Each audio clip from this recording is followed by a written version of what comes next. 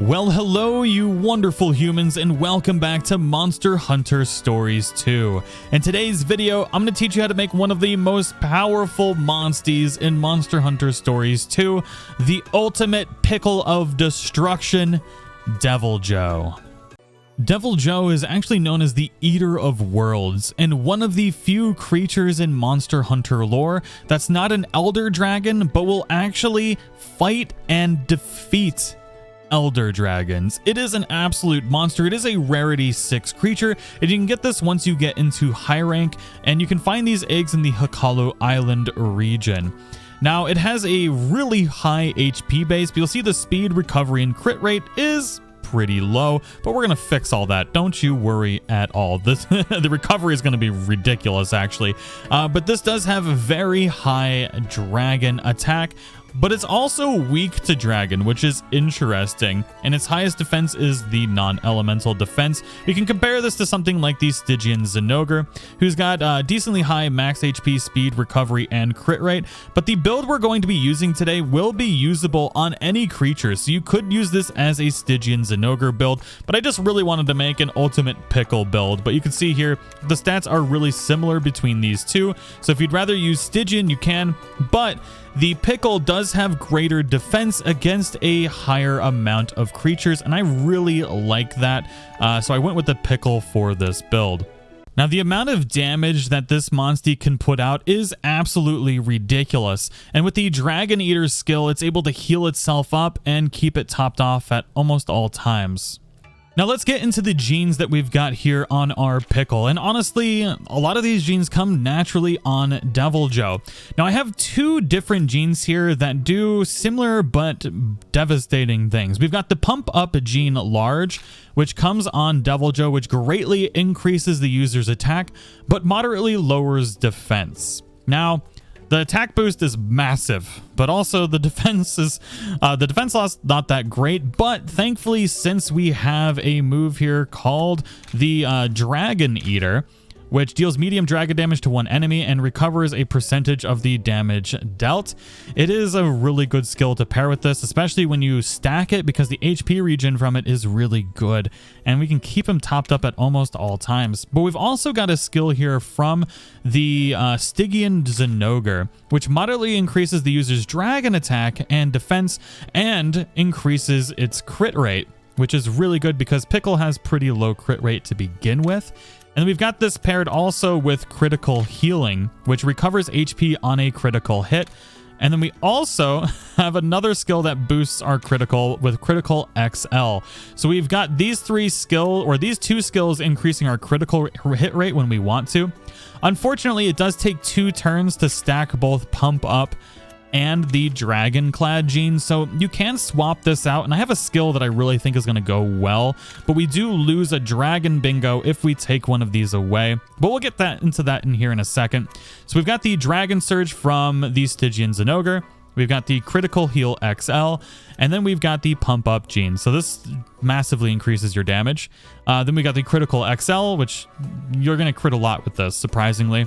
Then we got the Vicious Gene XL, which seriously increases head-to-head damage. This is more beneficial when you're playing by yourself and you're able to get those more attacks. Like if you're partnering with something like Reverto, where you only have one person on your team. Otherwise, the head-to-head damage doesn't come into play too much, but it's still a nice attack boost here. We've got Dragon Fist from Stygian Zinogre as well, which is our technical attack. We do not have a speed attack on here. You can put one if you so desire, but I couldn't find a good or any speed attack dragon attack. This deals heavy dragon damage to one enemy and a high chance to lower crit rate for 3 turns, which is really nice. I don't have this stacked up. I need to. We've also got the Merciless Gene XL, which spend more kinship charge to unleash skills at full power, and this seriously increases the skill power. This is a really good skill to have. It does a ton of additional damage. We've got Dragon Eater on here, which comes with Pickle, that heals itself. And then, of course, we've got Dragon Boost XL, which seriously boosts dragon attack. Now, this Pickle is absolutely ridiculous. We've got 454 HP, speed of 10, pretty slow, 497 attack, 417 defense, and its weak point is its own element, which is Dragon.